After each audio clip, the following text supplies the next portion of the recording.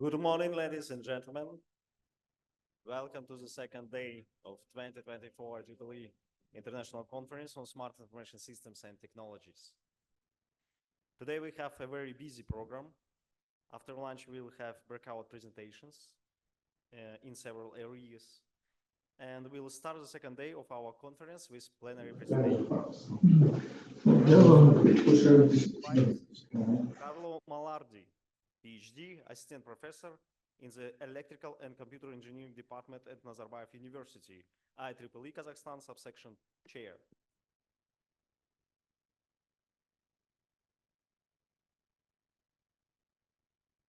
Thank you. Well, dear all, good morning to everyone. I am Dr. Carlo Molardi, and I am currently Assistant Professor coming from the School of Engineering and Digital Science from Nazarbayev University. Here I'm representing the IEEE Kazakh subsession. For me, it is a great honor to open the second day of the IEEE 4th International Conference on Smart Information System and Technologies. I would like to thank not only the organizer of the conference for their invitation, but also, and in particular, the IEEE representative of Astana IT University, because they really did a great job and they spent a huge effort to set up this important international meeting. As a scientist, for me, it is impressive to see the improvement in terms of vitality and quality demonstrated by Kazakhstan University in the field of information technology. It is well known, I'm not speaking about things that you don't know, the importance of information technology to promote the growth of the society, the dissemination of knowledge, the international cooperation, and in general the growth of a more sustainable world. I am enough old to remember when internet, for instance, was a luxury just for some institution like big university. And I can see now that there are billions of users and billions of smart devices that are connected 24 hours a day, sharing data and any kind of information with a relative cheap cost. As a teacher, I strongly appreciate to see that such an improvement of information technology passes through a strong involvement on student and young researcher. And as a IEEE Kazakh subsection chair, I'm very proud to see the vitality of IEEE professional organization in Kazakhstan. And I'm happy to have fostered the organization for this conference. IEEE is the world's largest technical and professional organization dedicated to the advancement of technology. And it can represent a key factor to help the development of Kazakhstan in such regard.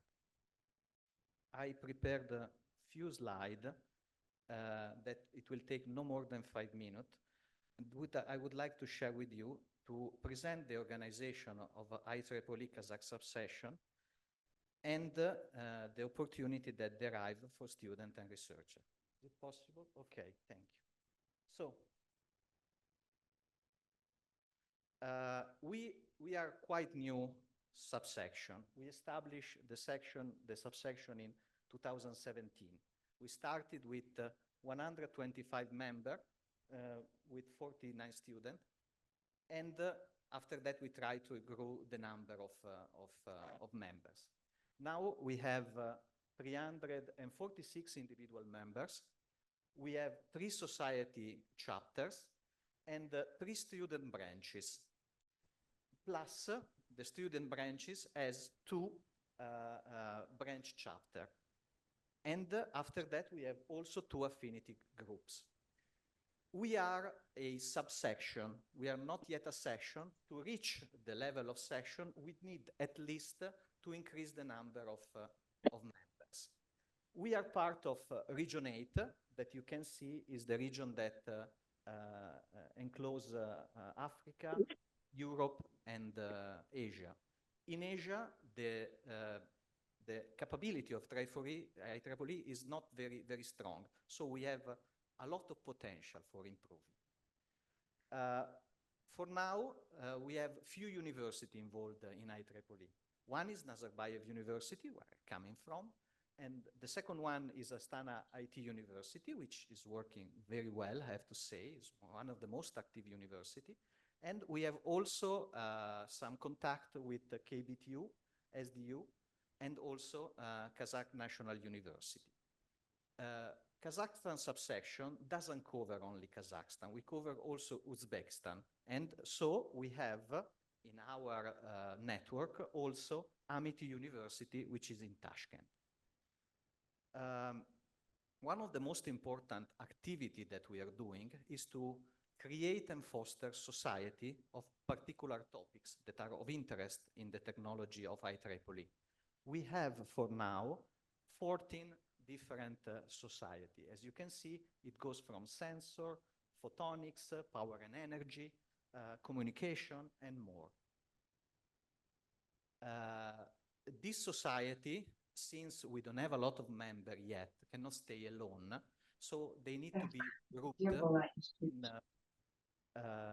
in different chapters. So we have chapter that actually grouped several society together.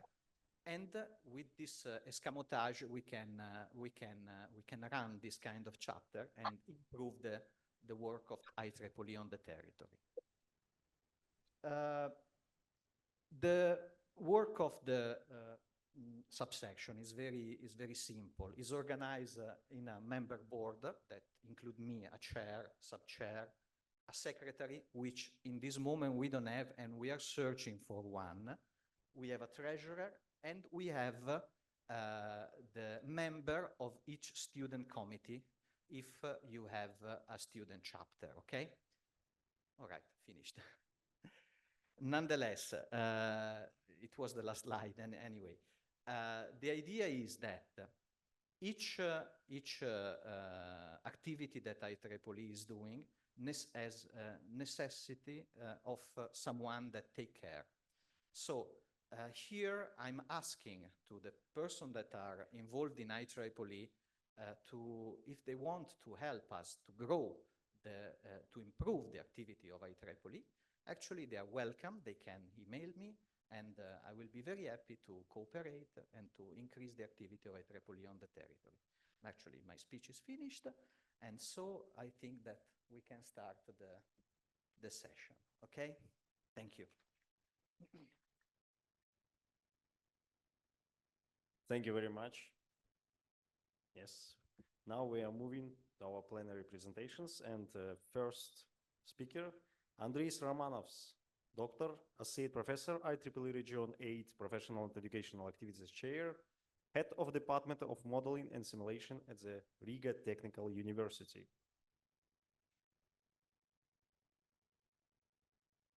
Well, good morning, everyone. My name is Andris Romanovs, and as a colleague telling him, I represented two units here. IEEE is a global organization and a small one, Riga Technical University in Latvia. So, and today I will, I'm naturally continuing the speech of Carlo, and I will show the one possible benefit for you, for the students, for the educators, created by IEEE. So a couple of words for myself. Oh yeah, a lot of activities for IEEE, and I've made, I'm proud of creation of different sustainable units and the conferences in IEEE, in total more than 30 conferences for now, and I'm proud of creation, for example, Computer Society, Latvia section branch. Well, even in a moon, we have a flip side, the same for myself, right? So, and the flip side is in the real life, I'm working with the Information Technology Institute for Riga Technical University and doing a lot of interesting things. For example, I'm director of two master program, digital supply chains and the cybersecurity. Well, like myself, starting my work in industry and then moving to the IEEE, it's an overall trend for IEEE. You see, and for the last 20 years, we have increased number of representatives from academia in IEEE. Previously, it was about, you see, less than 20%. Right now, in the year 2024, and we will see these numbers in next couple of months, we'll have more than 50% overall representing academia in IEEE. What it means that the people from academia find some benefits, some value in IEEE for them. Just an interesting picture showing the current situation for in case of US. We have 49% people representing industry, while academia representing only 11%. For the region 8 we are locating now, we are more than 52% people representing academia. So it is really interesting, and what do we value there? Looking on the different agendas, we can find that IEEE members want to remain technically current, having access to IEEE publications, to instance, career and whatever. What it means to stay or to be technically current, I mean, we have different people, we have a lot of peoples, and each of us has our own meaning, what it means, right? For myself, for you. So just think about it.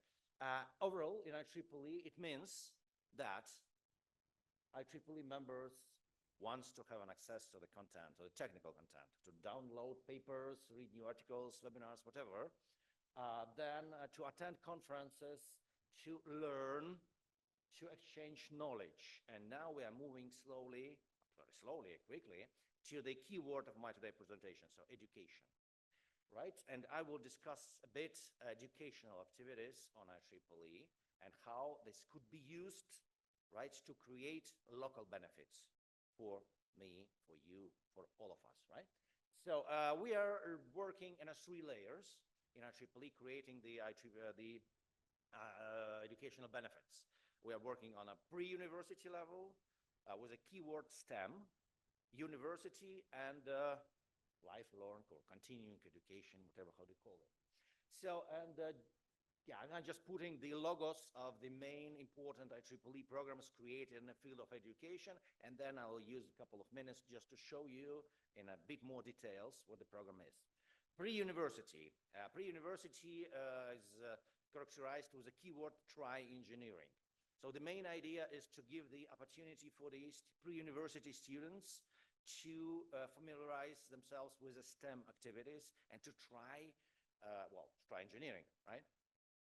So we have created a lot of materials for teachers, for students, and of course volunteers organizing different events. And the numbers show that for now, annually, more than 60,000 students, pre-university students, have been involved in STEM activities led by IEEE. They say more than 10,000 teachers, almost 10,000 parents as well, right? So everybody's covered by IEEE engineering activities. And from more than 40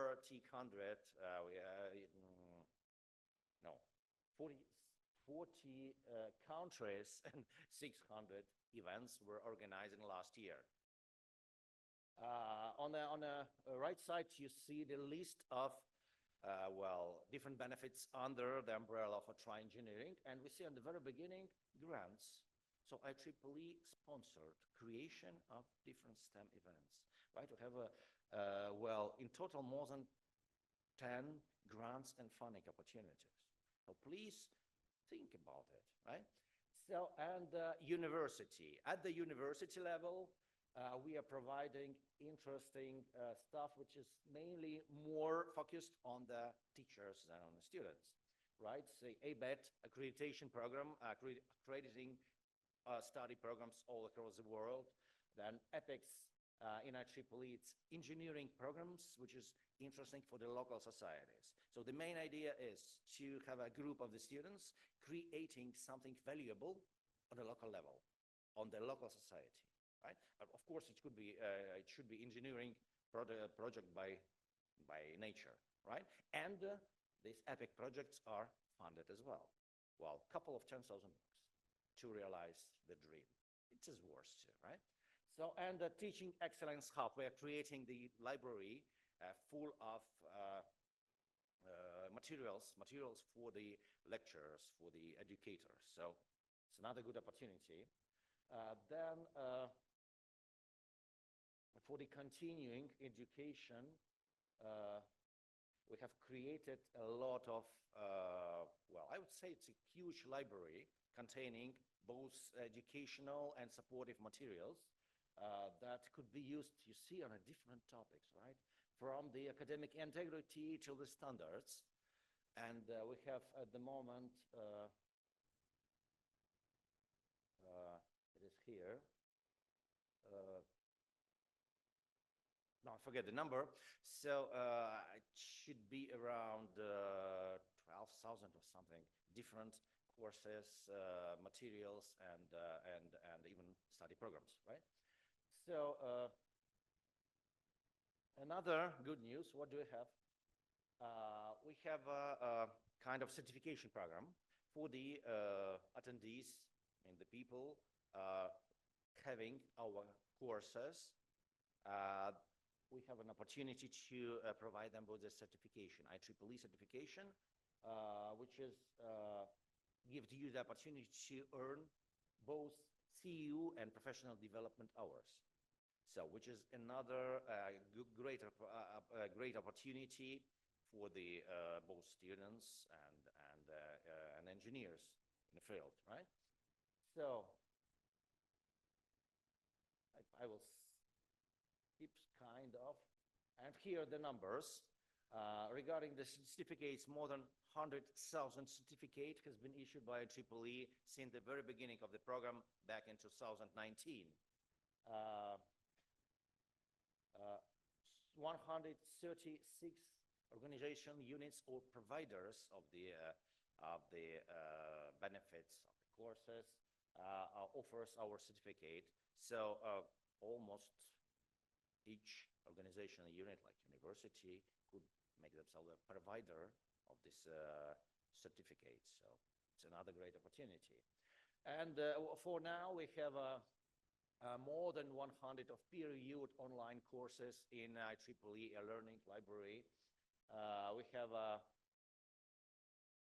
interesting course programs, like you see the last ones, Smart Cities, National Architecture Society codes, Proctor implementation, virtual augmented reality, and more, a lot of interesting. And what is interesting, we have another sponsorship and advertising opportunities for the students and for the young professionals in this field. Well, a couple of words about the organization of professional educational activities in Region 8. Well, we have established interesting programs, local programs for the Region 8. And the first is the local language program. So the idea is to create the teaching material or any kind of educational activities in local languages. I mean, any languages apart of English. And it is supported by the committee and it is funded as well. So the Kazakh language would be one of the languages when we could sponsor the creation of the study materials. Right? So another one, accelerating program. So it's another good program that giving the opportunity to accelerate the study on the different levels. I mean, all the three levels, pre-university, university, and for continuing education. Just a small programs, which is, well, quite poorly funded, but anyway, it's supported by us. We can give you materials, we can give guidance, and so on. And last not least, Robot Championship. Robot Championship, which is not just Robot Championship, but its main idea is to create the STEM activities finalized by the Robot Championship. This year, the Robot Championship will be organized in Malta, in November. But before this robot championship, we have created and we will organize 18 different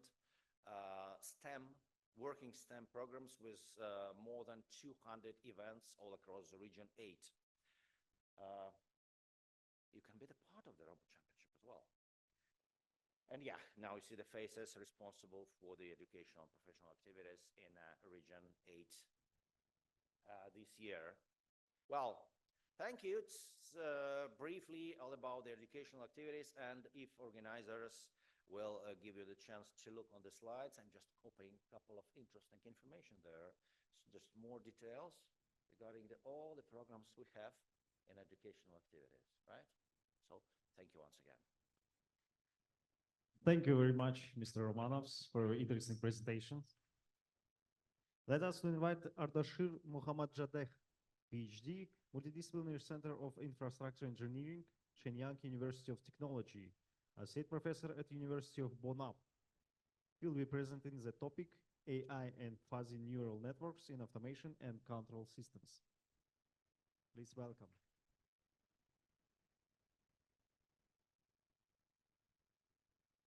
Hello, everyone. Good morning. My name is Ardashir Mohammadjadeh. I'm working at Shenyang University of Technology as a professor at Multidisciplinary Center for Infrastructure Engineering.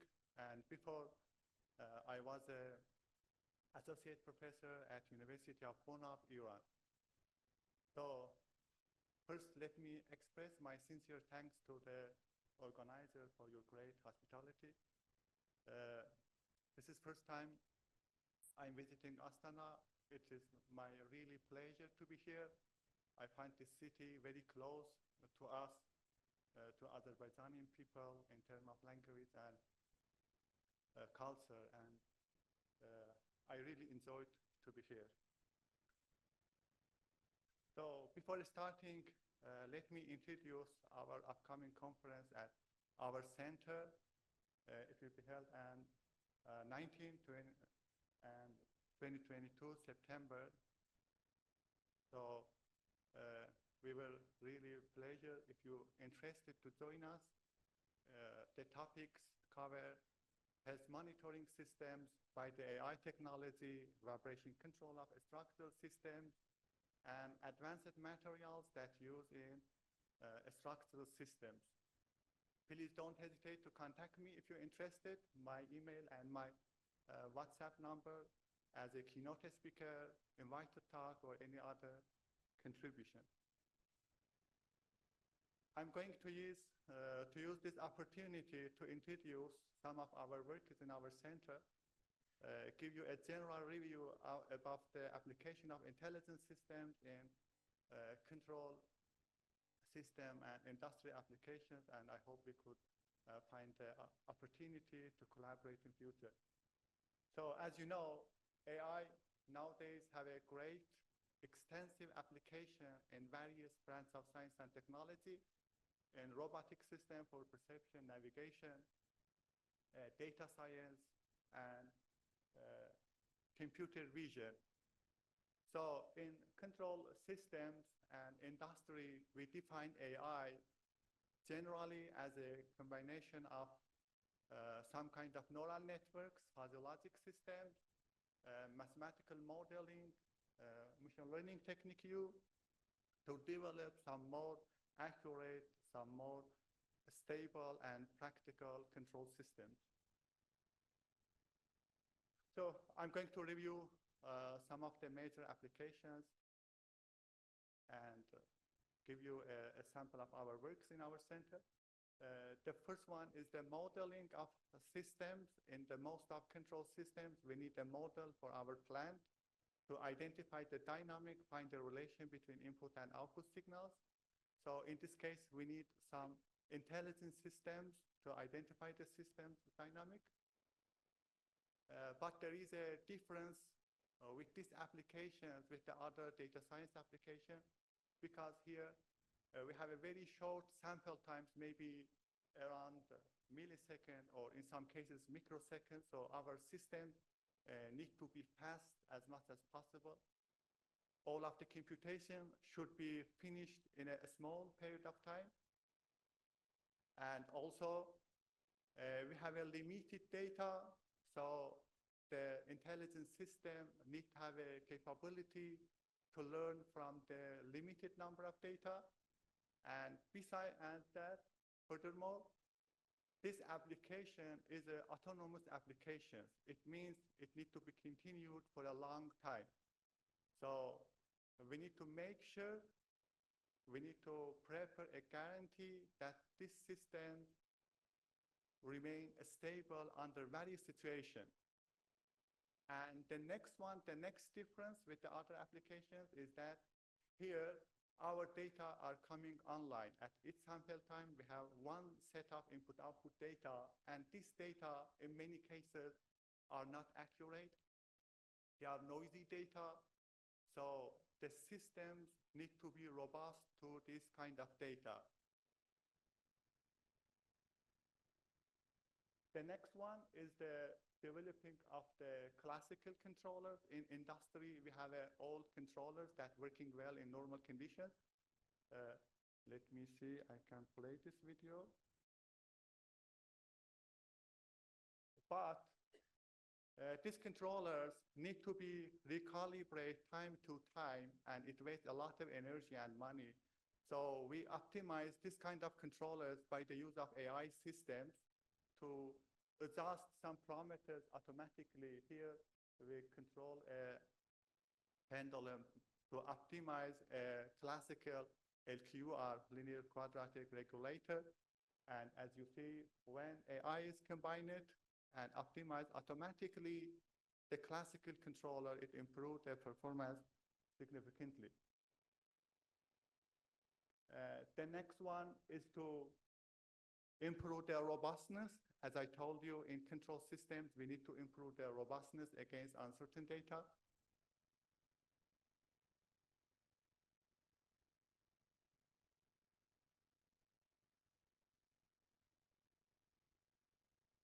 Where it go?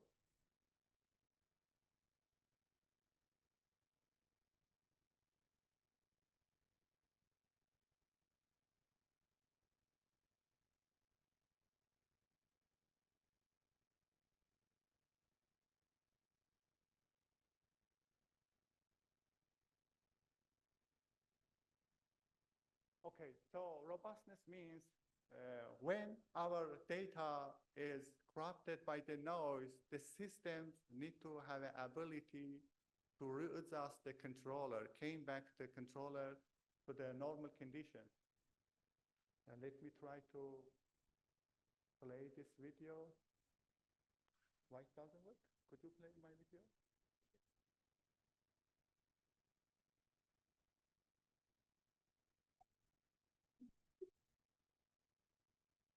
Okay, so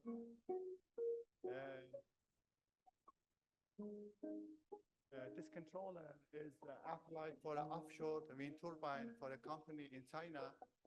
Offshore wind turbine have a very sensitive to alarms and extensive perturbations like winds, like storm, and many others uncertainties. So the AI systems need to forecast and predict these patterns of this kind of uncertainties and improve the stability of the structural systems against this kind of system. And as you see, when the AI system turned on, we try to stabilize the system faster, and the vibration is simulated by a shake table. It's vibrated the system with a different frequency, and the controllers need to stabilize in a short time. Okay.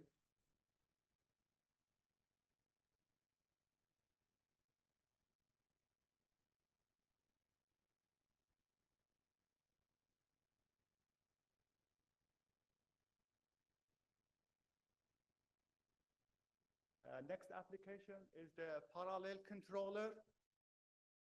For some cases, like the robotic applications, as you know, the environment, the situation changes time to time. So the classical controllers lose their reliability when the condition is changed. So when the AI system is combined, they adapt with the new situations faster than the normal system. Here we have a chaotic system. Chaotic systems are a case of nonlinear system with a stochastic behavior that is hard to predict the dynamic. So AI system has the ability to help the controller, the robot controller, to move and to follow that kind of complicated path. And it's very useful for secure applications and for petrol robotic applications. And in some cases, AI is the central controller. We don't have any other classical systems.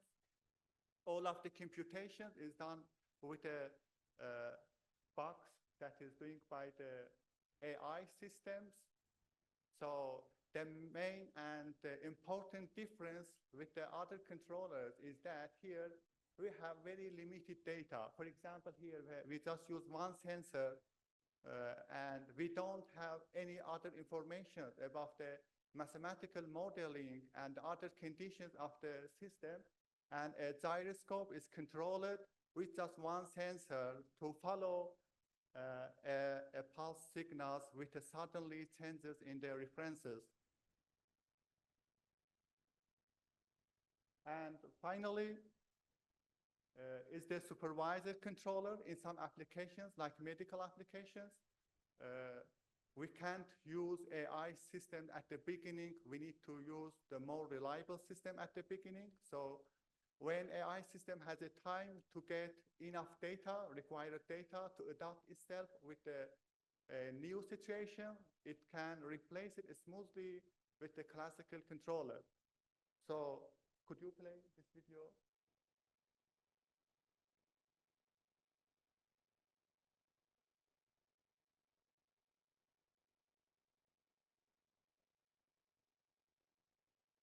Okay, so this is the applications for the stabilizing the vertical structures.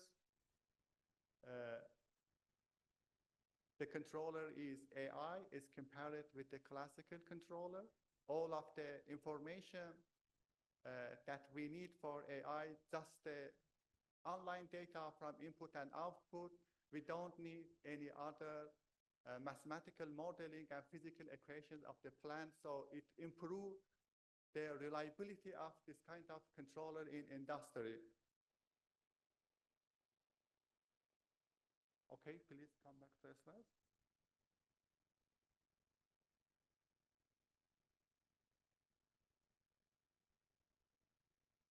And health monitoring and health detection is another application in control. For the systems that working for a long time, we need to monitor the systems working, the system quality. We need to get some data to make sure that system working in a normal working point. So our project was to develop a health detection for gas sensors. Suppose that a gas company supply a large case of gas. So when a fault occurs in the gas sensors, we need to identify that kind of fault quickly. If not, the company lose a lot of money and energy. So these systems help to identify the faults as soon as possible. And for the last, let me introduce some of our recent intelligence systems that we developed in China. The first one is the type 3 physiologic systems that we developed for the first time at 2019. It's the new version of type 2 physiologic systems. These systems have a more ability to learning from uncertain data and limited number of data. And we released the MATLAB codes and the toolbox Python codes for free in YouTube. You can find some education video and MATLAB code in my website. And the second one is the non-singleton fuzzy logic system that is very fast in comparison with the others. With a very limited data and noisy data, we can identify the dynamic plan for industry applications. And the last one recently is the Fourier-based fuzzy logic systems. In this case, we developed for the robotic applications that our data are coming from an image. We have a large number of input data. So as you know, when the input data is increased, the computational costs increase it exponentially, and we need to decrease the computational cost and simplify the computations. And our idea is that to extract the image features by the use of fast Fourier transformation. And the idea is that when we got the fast Fourier and we centralize the spectrum, we can recover the image with the same quality, but with a very small size. So we decrease the input size significantly with a least computational cost in comparison with the other idea in this field. And also the next one is a fuzzy Kalman filter that are more robust to the non-Gaussian noise. A shot noise that in industry we have frequently, it's happened. So this Kalman filter is more robust to the shot noise that you see here. The reaction of Kalman filter, fuzzy Kalman filter, to the non-Gaussian noise. And by the use of some benchmark database like face detection and handwriting and time series, we have demonstrated the effectiveness. Okay, thank you for your attention. If you got any question, don't hesitate to contact me. Thank you. Thank you very much.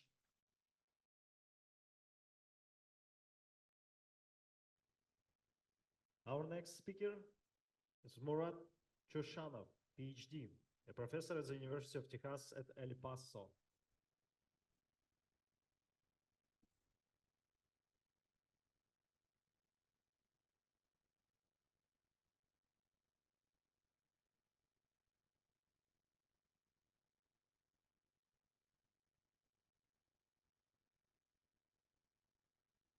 Early time. Good morning, everybody.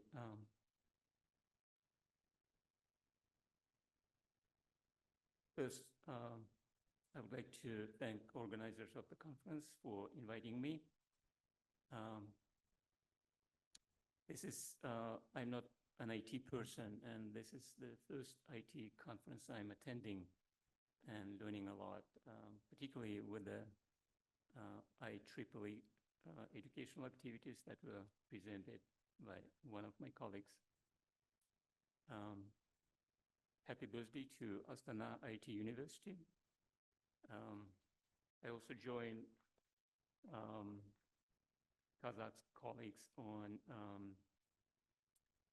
the celebration of 125 birth anniversary of Kanish Satpayev, the first president of the Kazakh Academy of Science. My name is Murat. I'm native of this region, and for 25 years, I'm working at UT system, particularly at the University of Texas at El Paso. I have to excuse myself with the weather going up and down. My voice is not cooperating well, so I have my water. I'll try to do my best. My first degree is I'm a secondary mathematics teacher, but broadly my research interests are in the field of mathematics education, teacher development, comparative mathematics education. But today I'll be talking about sharing the discourse that we have at the Division of STEM Education at UT El Paso on how do we meet challenges of STEM education. So designing and studying STEM learning in digital age is going to be the topic of my presentation.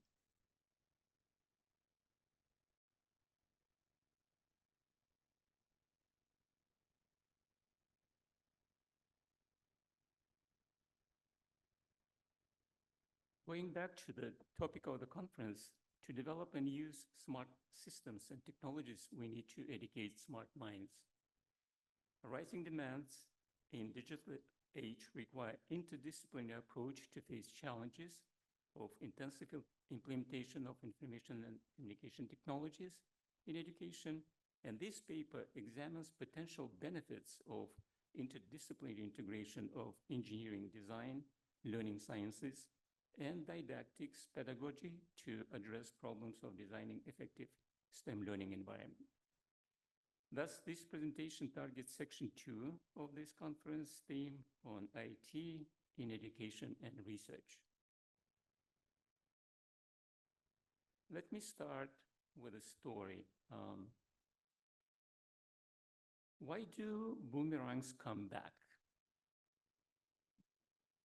Recently, I received a text on Facebook Messenger from one of my former students. His name is Rafael, and he's a STEM education teacher in one of the local schools in El Paso. He sent me the video of someone throwing the boomerang with an insightful voice message. I should know this, but I cannot understand the physics behind it. How it comes back to him, I always wondered about this. I replied to Rafael and sent him the YouTube video on why the boomerangs come back. So you could have a link to that video. The story continues. After watching the movie, Rafael excitedly replies, I will use it for one of my STEM projects. Me, how do you decide whether it is a STEM project? Rafael replies, it has physics, it has geometry, and if you watch the video, you will see those applications. Me, it's not enough. Rafael, you got me there, doc. Then I sent Rafael a project from the Brown University designing a boomerang. He replied, lots of research for sure.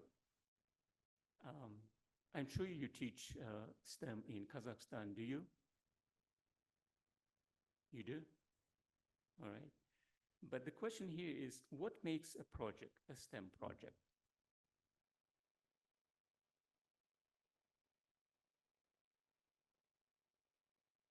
Let me briefly talk about the origins of STEM education. First appearance of the acronym is found in the NASA STEM project in 1992 and at the University of Massachusetts Amherst STEM Teacher Education Collaborative. Later, STEM came to prominence because of the US National Science Foundation and other funding agencies began supporting research in 4 reasonably related areas of interest, namely mathematics, technology, engineering, and science, and later for education in these areas. As with all government initiatives, an acronym was needed, and Sanders claims that the first version was SMART, which later morphed into the STEM, a more pleasing term. So the history starts with the acronym, and that tells a lot.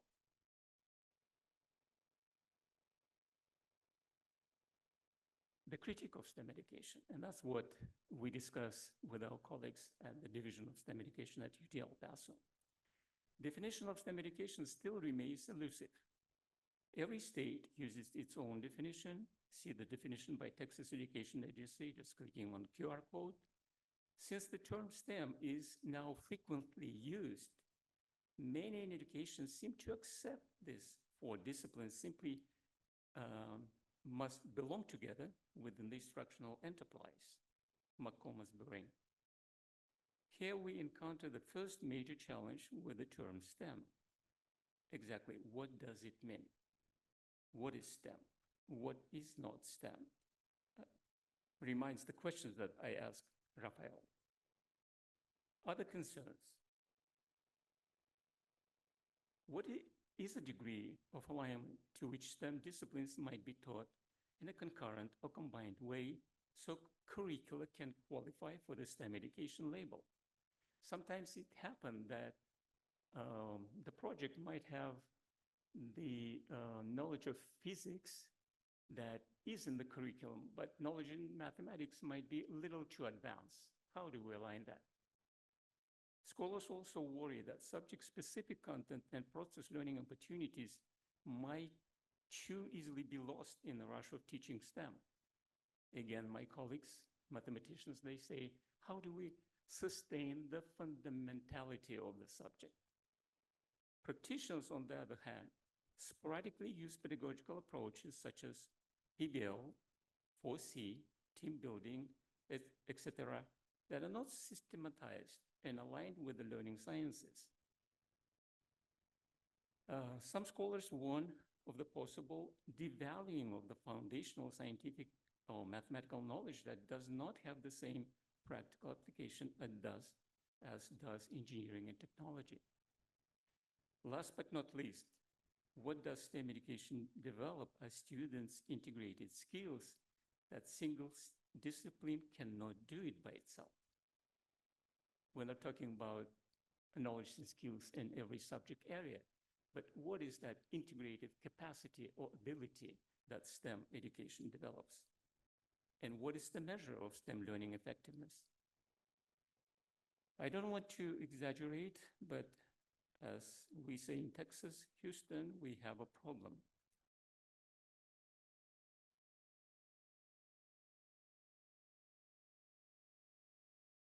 So the question that I'll be discussing further is how to address the concerns expressed by STEM educators and scholars, how to build a theoretical foundation for STEM integration.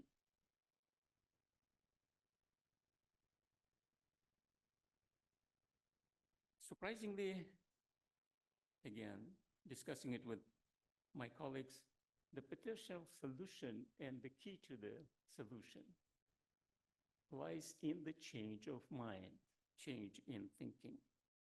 Why mind? Why thinking? We'll be talking about this in the next slide.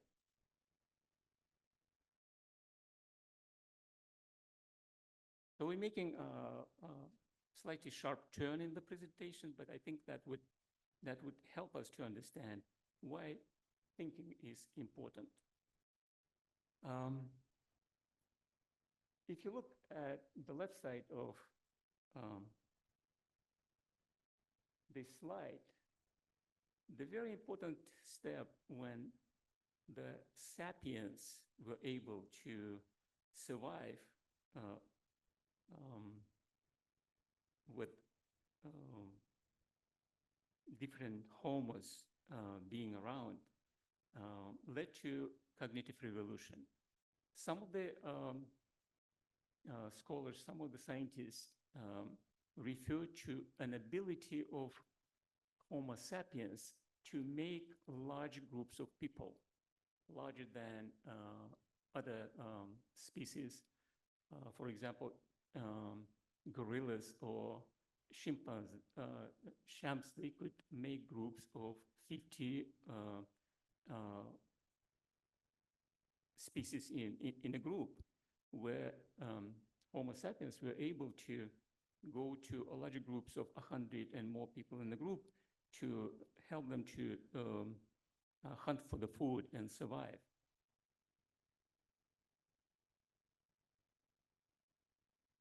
So that little step attributes to the level of practical thinking that Homo sapiens had initially when they were able to stand above the other competitive species. As we progress through ages, as you see, the next is civilization, civil societies, where the spiritual awakening happened, and due to the work of Plato, Aristotle, we could talk about the emergence of the logical thinking. Then we move to the next age of scientific revolution. The only thing I would add before that age is the contribution of the Islamic scholars into the development of science. In this particular region, we know the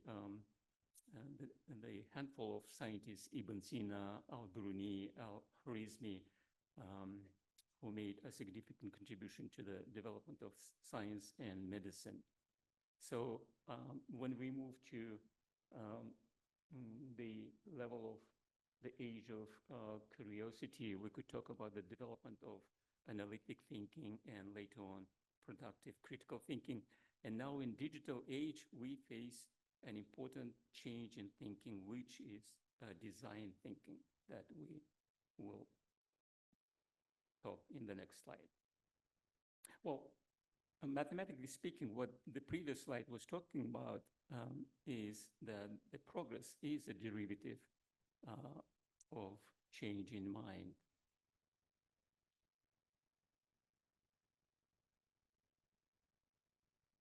Bernard Shaw put it in a nice way, saying, the progress is impossible without change, and those who cannot change their minds cannot change anything. That's a brilliant quote. So in a way, the simplified representation of how change in thinking impacts progress and further impacts education is presented on the next slide. In its turn, education produces human capital that gives a jumpstart to another round of change in thinking, and that goes on. Design thinking. So if we look at this slide, we see that the design thinking process started in the middle of the last century with a starting point for change in thinking. And you could see how it goes through the Wicked problems, and later the principles of design thinking were established in 1970. Solution-focused problem solving was observed. In 1992, I think that was an important step in the development of design thinking, where Richard Buchanan published his Wicked problems in design thinking, and so on. This human-centered design thinking process consists of the steps that start exactly what human-centered design means with the empathy. Said that, what are the epistemological and ontological and epistemological premises for us observing the emergence of the new design-based paradigm? Yeah. So first, emergence of STEM education that we just talked about as a field of study, as a field in education. At the same time, ongoing critique of STEM education and a need for theoretical foundation to support this emerging field. We talked about that earlier. Emergence of a new discipline in late 90s, the learning sciences, with emphasis on engineering efforts in studying learning. This particular development is critical for the emergence of the design-based paradigm, because learning sciences picks the design as a major driving force in creating the learning environment. And moreover, classical approaches to didactics, pedagogy are getting revised to meet the demands of the emerging fields, disciplines in digital age. Along with the ontological premises, there are some epistemological premises as well. Back to Stone Age and later for centuries, human beings learn by listening mostly, and later by seeing. Only in the last century or so, we went through the transformation of the types of learning that was introduced by leading philosophers and educators. John Dewey, learning by doing, that is rooted in the philosophy of pragmatism. Learning by talking, the social cultural perspective. that is based on the work of Vygotsky. Learning by understanding, which is constructivism, based on the work of Jean Piaget. Learning by appropriating, which is constructionism, based on the work of Papert. And now we are moving to this stage of learning by designing. And every next step is building upon the previous one, because in learning by appropriating, the constructionism claims that the most effective learning environment happens when you produce artifacts of social relevance. And it's the key for designing. And going back to the story with Raphael, perhaps just watching the video would help him to understand, and his students, why the boomerangs come back. But the question is, would they get to know about the STEM integration better when it comes to designing the boomerang itself? So I think I need to jump through several slides, because I see colleagues showing that the time is passing. So this is what I think we are trying to conceptualize with our colleagues. We want to start with the backward design, which in curriculum development is the first step with the assessment. That's where you see the design thinking on the top. And then moving to learning by designing. Next step is an important step of considering teaching as learning engineering versus to teaching as a traditional craft. And then moving to design-based pedagogy, and from there to design-based research. So in conclusion, I have to jump through this slide. What design-based paradigm indication,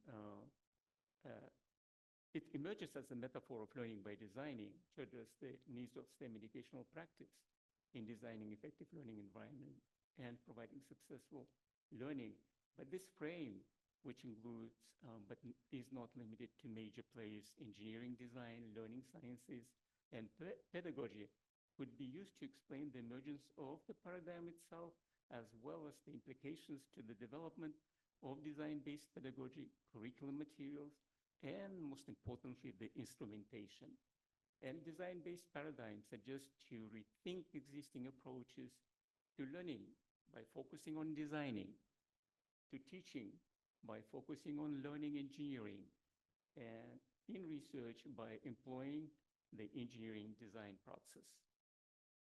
Among practical applications of the frame is the potential design of a set of competencies for professional development of STEM education teachers and teacher educators using the DBP approach. Rahmet, and thank you.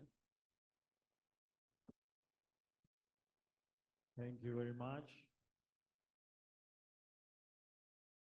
Okay, our next speaker, Mohamed Al-Hui Nazari, PhD, University of Tehran.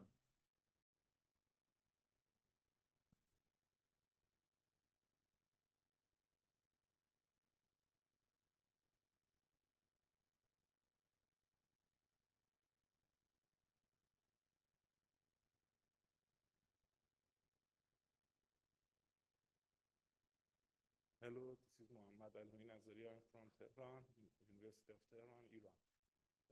This presentation is about thermal management of electronic devices and applications of intelligent methods in modeling of this system. First of all, I should mention that my PhD thesis was on thermal management of solar photovoltaic cell. And I developed in recent years my research project on thermal management of other systems such as fuel cells. Okay.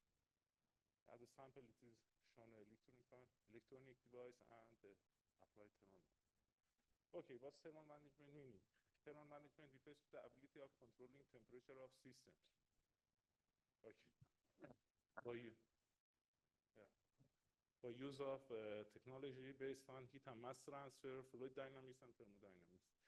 All of three fields of science, I mean heat transfer, heat and mass transfer, fluid dynamics, and thermodynamics, must be considering modeling and evaluation of thermal management system. What's the importance of thermal management system? Preventing overheating of devices, different devices, but particularly in this presentation, we focus on electronic devices. In order to prevent performance degradation and device failure, as a sample, according to research, which is referenced, temperature, vibration, humidity, and dust affects electronic equipment failures, but temperature and, overheating has the most significant share. And it shows that importance of applying thermal management, efficient thermal management system.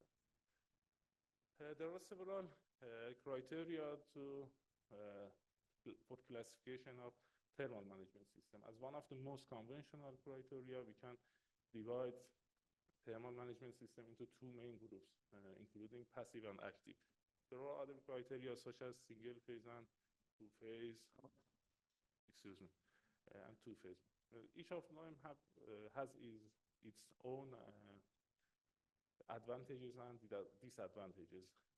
Generally, passive thermal management technique use have a lower cost and simpler structure, while active one in general have higher heat transfer capacity, but they need external sources. When I use active systems, I refer to the system that require external source of energy. For example, pump, for example, fan for cooling. But passive techniques do not require any additional component and system. I will discuss some of them. The main passive cooling approaches are free convection, conductive fins, phase change material that are abbreviated as PCM, heat pipes. My PhD thesis was on heat pipe, immersion cooling, and vapor chamber. Okay, conductive fins. In heat transfer, it is better to increase heat transfer area. Conductive fins are extended surfaces. We can install on electronic devices to improve heat transfer rate. I think all of them have, you can see conductive fins on car radiators. Some aluminum sheets are added to car radiators to increase heat transfer. The important factor. I present important factors in heat transfer. The most important one, but some other factors are involved in each of heat transfer mechanism. Since these factors are important in modeling of the system by use of intelligent methods. A specification of thin material, particularly its thermal conductivity, higher thermal conductivity is desired since it can lead to higher heat transfer rate. While an ambient temperature, in case of using other fluids, its temperature is important. Each fluid as a coolant be used, its specification, particularly thermal conductivity and heat transfer capacity, are influential. Inclination angle, since convection heat transfer coefficient is dependent on the gravity. In addition, boundary layer around the surface is affected by gravity and inclination angle. And dimensions of fins, generally there is an optimal size for fins. In most of the cases, there is an optimal size and it must be considered to have the highest heat transfer. The other technique used as a passive technique is free convection. When a liquid receives heat, its density decreases and goes up. And the fluid with higher density, which is colder, goes down. This mechanism causes heat transfer. It is known as free convection, since no additional component is required for moving the fluid for cooling or heating. Some of the most important factors in this heat transfer mechanism are the specification of the fluids, wall and fluid temperatures, similar to the previous one, inclination angle and geometry of the surface. The other passive technique used is phase change material, referred to PCM, abbreviated as PCM. The phase change material, something like paraffin. They absorb heat. Due to heat absorption, they convert into liquid. The initial state is solid. After that, by losing heat or heat rejection, they become solid. Some of the important specifications that affect the heat transfer rate are a specification of the PCM, wall, and PCM temperature. This solidification direction must be reversed. I edited it, but it seems that it's not. Inclination angle, geometry, and some other. As I mentioned, there are different factors in heat transfer, but these are some of the most important ones that are reflected here. Heat pipes, the most important, the most attractive one for me. There are different types of heat pipe. Three types of heat pipes works based on based on phase change. Phase change means that changing phase from liquid to vapor, or from liquid to gas, something like that, or from solid to liquid. There are three main types of heat pipe. Heat pipes are composed of a tube. Initially, their internal pressure is decreased by vacuum pump.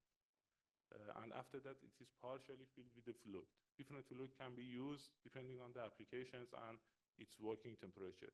Since the internal pressure is decreased initially, the fluid inside it will be evaporated at low temperatures.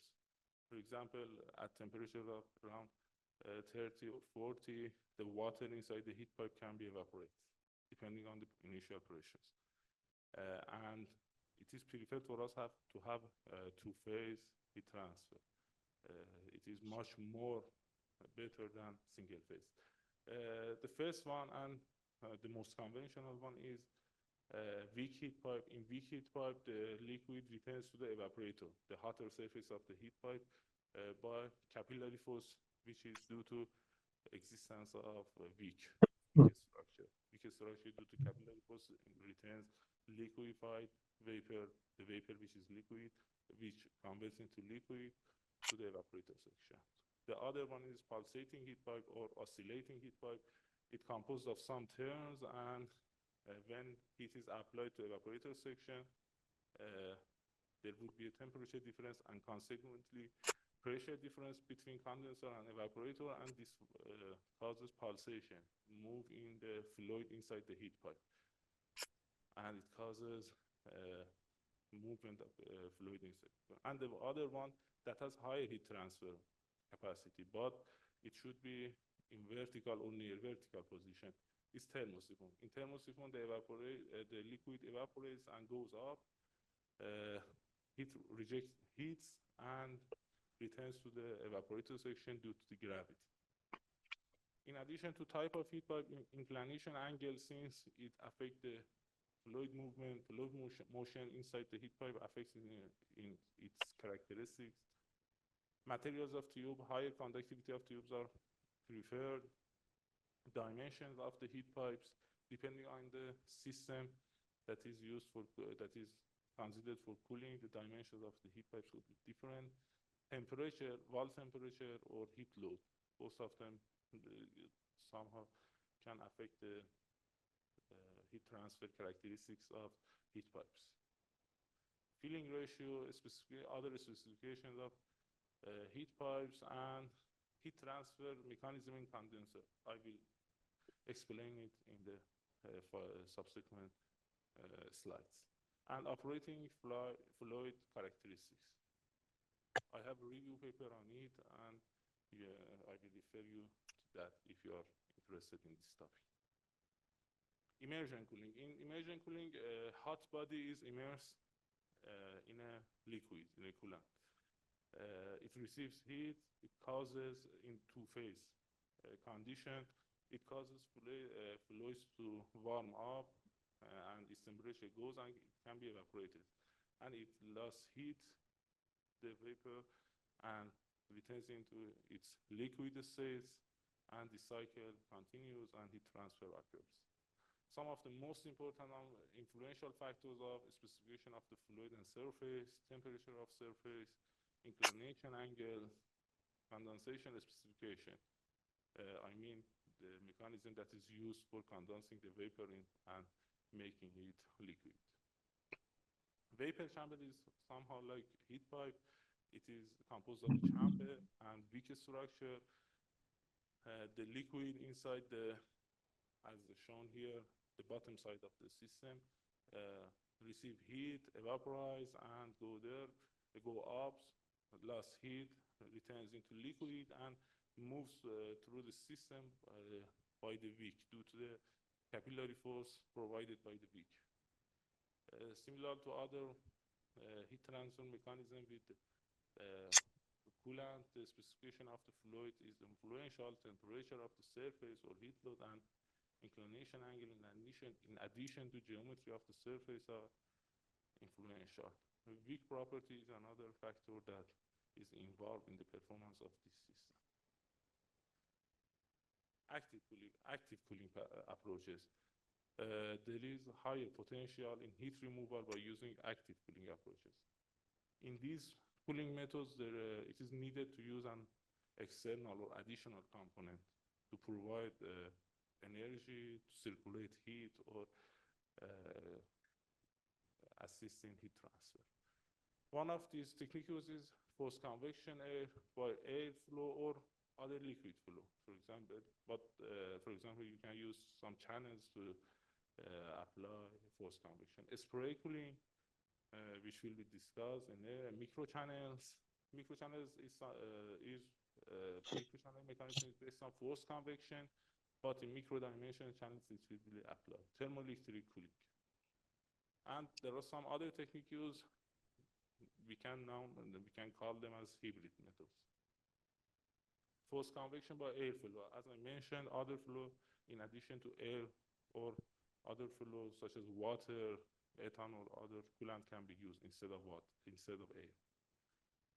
Something like that, when air is flowed through a hot surface, it can absorb heat and decrease its temperature.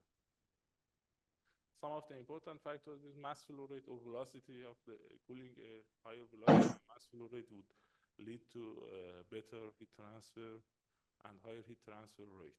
Temperature of hot surface and cooling air, higher temperature differences between the coolant and the hot surfaces and hot surface would lead to higher heat flux and heat transfer rate. Inclination angle, as I mentioned, since it affects the boundary layer and some factors. Surface specification. There are some microscopic specifications such as, for example, roughness. It can somehow affect the heat transfer rate. And in some cases, it can be significant. The other technique is spray cooling. The liquid is atomized by a nozzle. It is accumulated and pinched to the hot surface and form a liquid film to be evaporated. The formed liquid film on the hot surface evaporates by receiving heat from the surface. Some of the important factors are mass flow rate or velocity of the coolant, temperature of hot surface and coolant, both specification and characteristics of both coolant and surface. Droplet size, in addition to distance between the surface, hot surface, and the nozzle, are the other influential factors. Several articles have investigated the influential factors for all of the cooling mechanism. As I mentioned, several other factors can be involved in the performance of cooling methods, but some of the most important ones that is usually used in the model are presented here, but some models have considered some more factors. Microchannels, which has attracted attention for a variety of purposes. For example, for thermal management of other systems like solar systems, like fuel cells, is another approach that can be used for thermal management of electronic devices. Mass flow rate, temperature, specification of the coolant. When I refer to coolant, I mean the liquid that is applied for cooling the system, and the specification of the channels. It is something like that. The liquid, the coolant, moves through the channels, receive heat, and reject it to another source. Thermoelectric cooling is another approach. It is based on Petley effect. A temperature difference would be produced when electrical current flows through to electrical connection point. And it is somehow like refrigeration. It can receive thermal energy from cold source and reject it from, to hot source. The specification and characteristics of the thermoelectric temperature difference between those two sources, I mean heat sink and heat source. When I refer to heat sink and heat source, I mean the surface or the body with higher temperature, and heat sink, I mean the source or the region, the surface with lower temperature. And electrical current are the other factor, influence heat transfer. There are some other techniques used. For example, we can use heat pipes and apply forced convection on condenser section. Or in solidification of PCM, as I mentioned, PCM needs to reject heat to become solid again.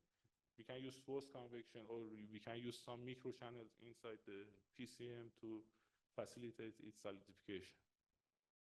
Or using heat exchanger for condensation in immersion cooling, and other possible techniques used. For example, you can see that in immersion cooling, the heated fluid can be pumped to another heat exchanger. In heat exchanger, it can have heat rejection and decrease its temperature and returns to the immersion, that box for immersion cooling. As I mentioned, different fields of science, including thermodynamics, fluid dynamics, and heat and mass transfer, should be considered for modeling heat transfer. This leads to complexity in modeling and simulation of heat transfer, and it is needed to solve partial differential equations, ordinary differential equations, and it is very time consuming and requires high computational costs. In this regard, it is tried to find alternative approaches. Artificial intelligence, which refers to computer software that mimics cognition of human for implementing complex tasks and learn from them. Machine learning as a sub-branch of artificial intelligence is used for modeling of this system and performance prediction. Here, in this field, we mainly use machine learning approaches as regression. For example, we want to train a model that we provide inputs and predict the output. The output depends on our intention. For example, the output can be the temperature of hot surface. The output can be the heat transfer rate or heat transfer coefficient. All of them can be predicted by the models. The main advantages of machine learning for modeling cooling system or thermal management technologies are wide applications. As I mentioned, different outputs can be predicted, ability of prediction and modeling with high accuracy. The accuracy is very important for us. And faster performance. It is significantly faster in comparison with numerical simulation, particularly computational fluid dynamics, CFD. And these models are applicable for modeling, are applicable for design and optimization. The proposed model by the intelligent method can be used for both design and optimization. The optimization can be implemented on the developed model by the intelligent technique used, and different objective function can be considered in optimization. For example, we can focus on optimizing the cost or optimizing the environmental effects or optimizing the technical aspects of the system. Depending on our intention, the model can be proposed and the optimization can be implemented. And important factors in development of accurate models of consideration of the influential parameters and factors. In last slides, I represent some of the most important factors influencing the characteristics of each heat transfer mechanism. Selection of proper approach and method, different approach, for example, artificial neural networks, support vector machine, fuzzy logic can be used for regression. Another thing is prevention of overfitting. In order to prevent overfitting, it is required to have adequate data sets. And error minimization. In training, intelligent methods and machine learning approaches for model proposition, for model preparation, different criteria can be used for to be minimized, to have the least error. So these criteria can be mean squared error, average, absolute, relative deviation, and something like that. We can use different optimization algorithms, such as genetic algorithm, particle swarm optimization, and something like that, or hybrid approaches and methods to minimize the error, which means that higher accuracy of the model. Some of my, this is the references that is used for this presentation, and some of my relevant publication on these systems. I mean, thermal management devices and electronic devices cooling are provided here. As I mentioned, my PhD thesis was on this system, on the thermal management of solar photovoltaic cells, and during my PhD, I think around 15 articles was extracted from my thesis, and I think more than 10 of them were published in Q1 journals. Thank you.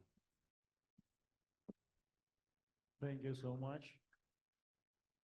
Okay, our next speaker is joining us online. Let's meet Alexander Mitsa, Doctor of Science, Professor, Head of Department of Information Control Systems and Technologies at Uzhgorod National University, Ukraine.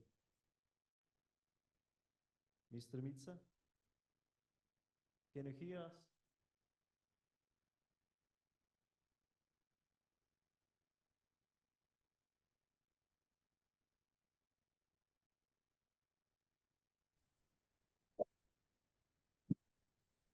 Good afternoon. Alexander.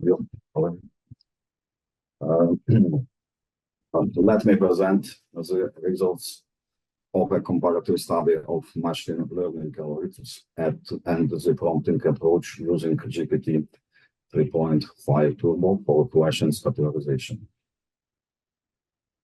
Text categorization or text classification is a powerful and widely used task in natural language processing NLP.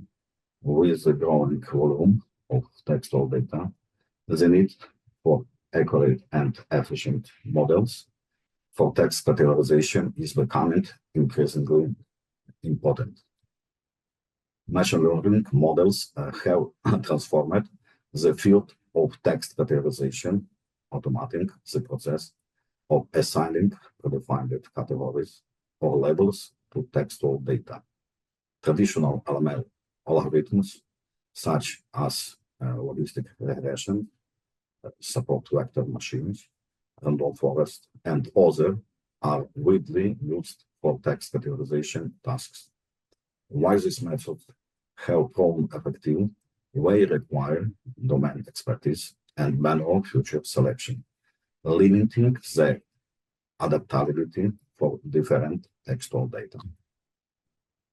In contrast, LLMs such as GPT-3, GPT-4, and their successors have emerged as powerful tools in NLP.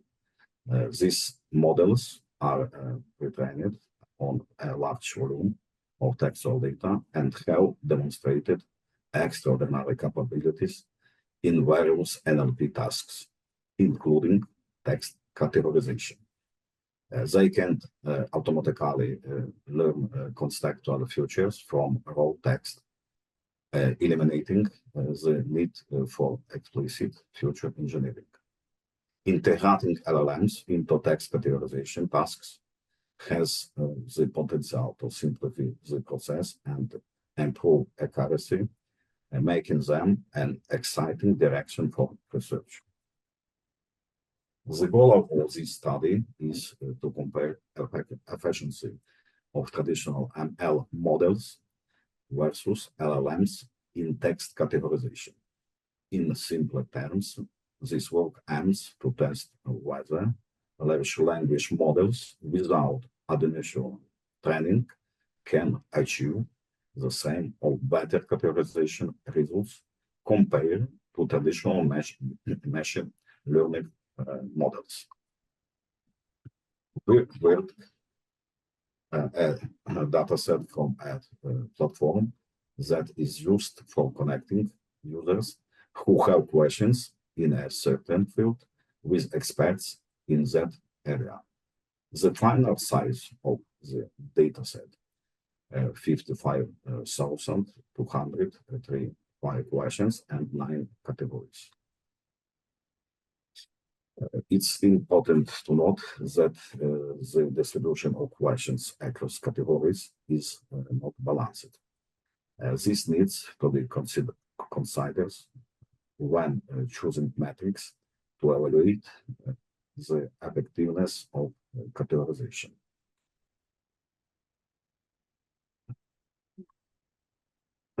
Having considered the most popular metrics for evaluating categorization, it was decided to compare the models based on the one score, as it provides a balanced assessment of model efficiency for imbalanced data sets. This metric equally weighs precision and recall, ensuring that neither matrix is overlooked. The optimal F1 score is 1, indicating perfect precision and recall, while the worst value is 0. On this slide, a list of ML models used in the work is presented. The number of ML models did not particularly affect the complexity of the program and did not require additional investments. Therefore, a fairly large number of models were used. Let's briefly review the categorization scheme using ML models. All steps were implemented using Python code. The original dataset was loaded and the categories were numbered. The dataset was divided into training and testing sets in an 80:20 ratio. The IDF filtration was performed and the selected models trained. Predictions for categories were made and metrics calculated to evaluate the effectiveness of categorization. The result were output to the console and to a separate file. And here are the results of the categorization. As we can see, ML models performed quite well in categorizing this dataset even with basic parameters.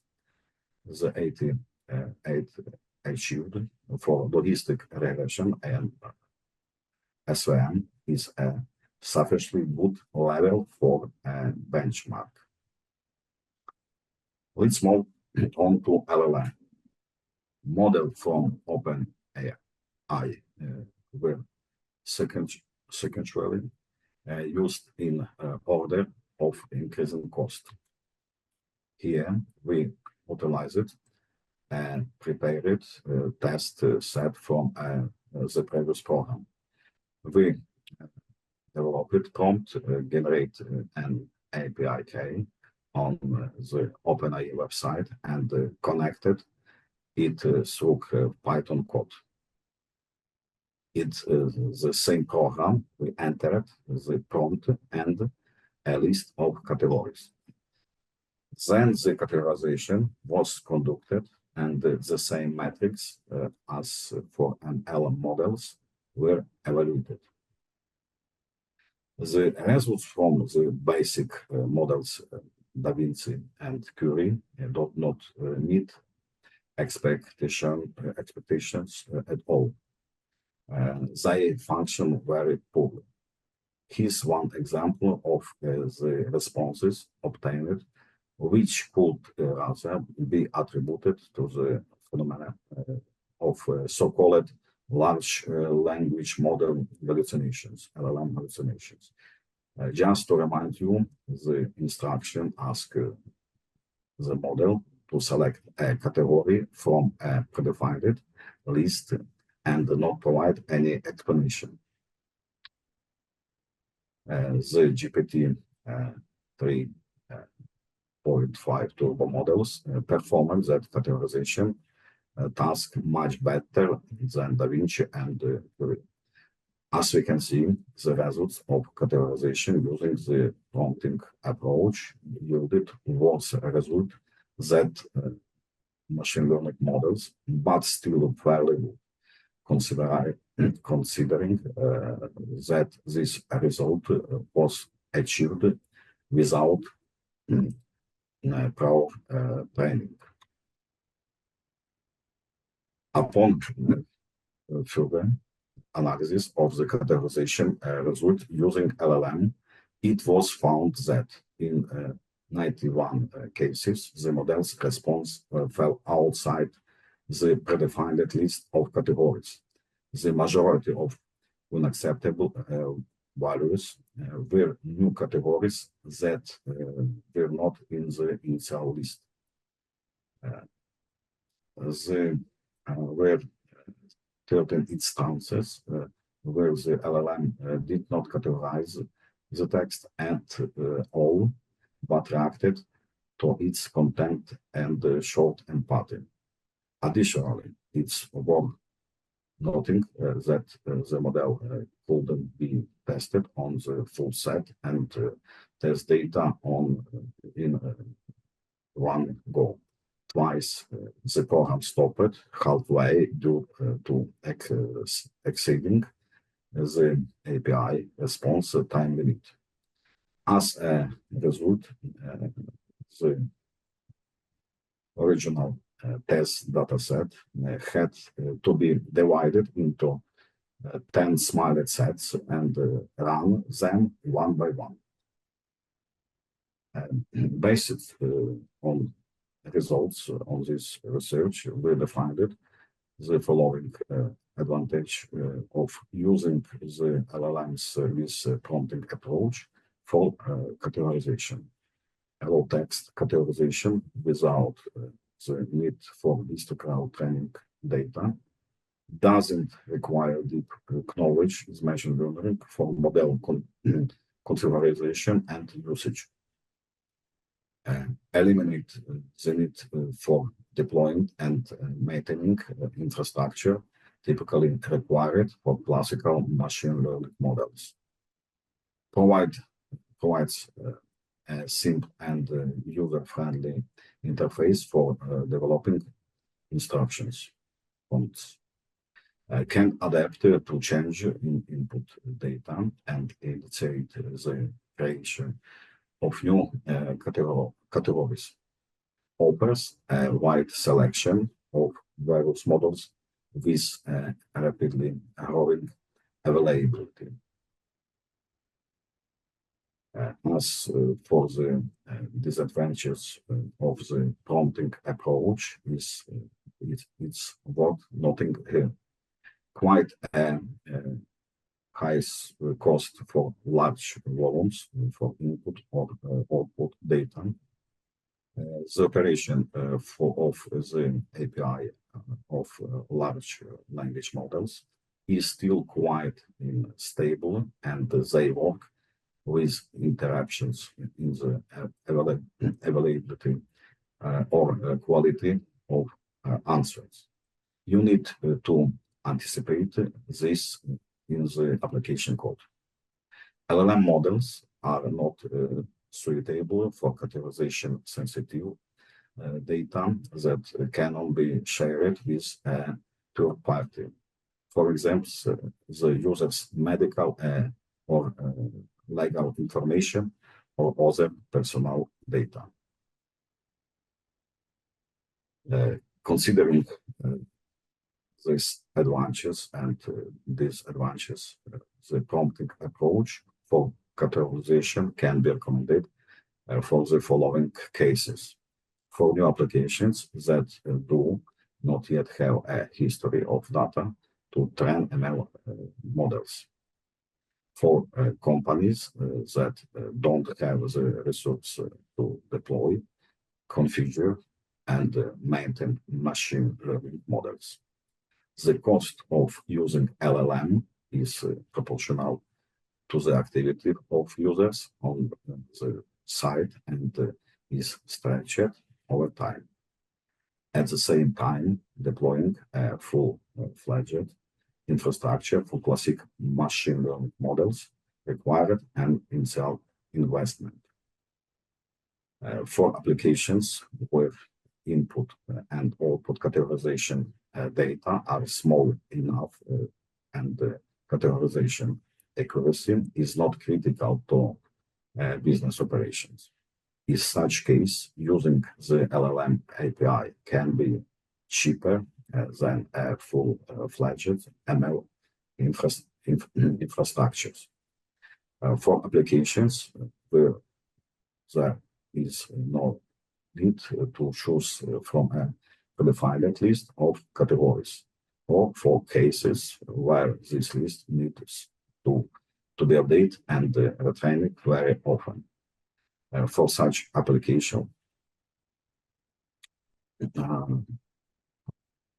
in this work, we compare the efficiency of text categorization with traditional ML models and LLMs on real data. It is worth noting that for fundamentally different data sets, the proposed prompting approach may lead to better or worse results. Potential future steps for research compare efficiency of different prompting approach with the same LLM. Compare efficiency of newer LLMs, ChatGPT-4, ChatGPT-4 Turbo. Compare efficiency with fine-tuned LLM. Thank you for your attention. Thank you very much, Mr. Mitsa. Our next speaker, Dr. Sergey Bushuy, professor and the head of the Department of Project Management at Kyiv National University of Construction and Architecture. Thank you. Thank you, Alexander. Could you switch off your presentation? I cannot demonstrate mine.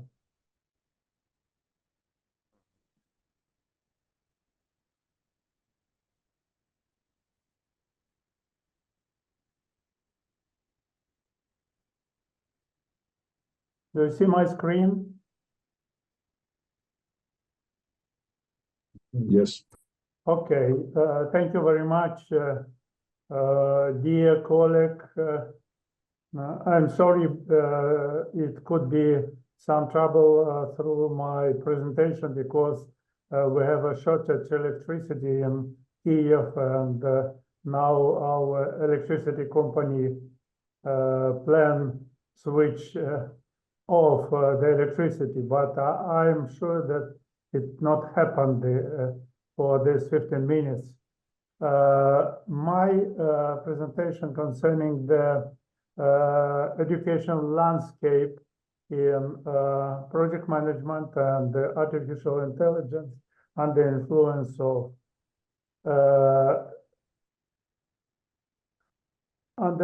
of artificial intelligence. This is a short my background. I defend my PhD in 1973 in IT technology for managing large-scale portfolio project, and after that I spent 10 years for nuclear industry and defend Doctor of Science in development intelligence system for managing large-scale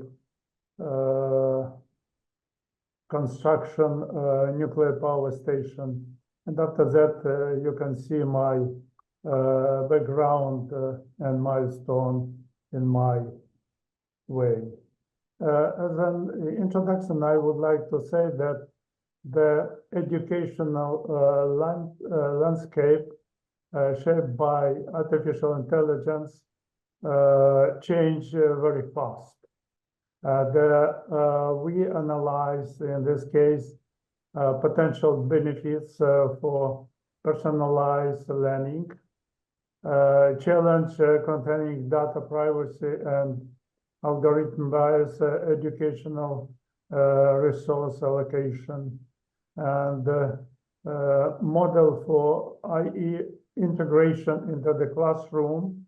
We spent a lot of time for last year for doing that, and impact of artificial intelligence on learning outcomes. And this is a key issue where we concentrate our attention in our research.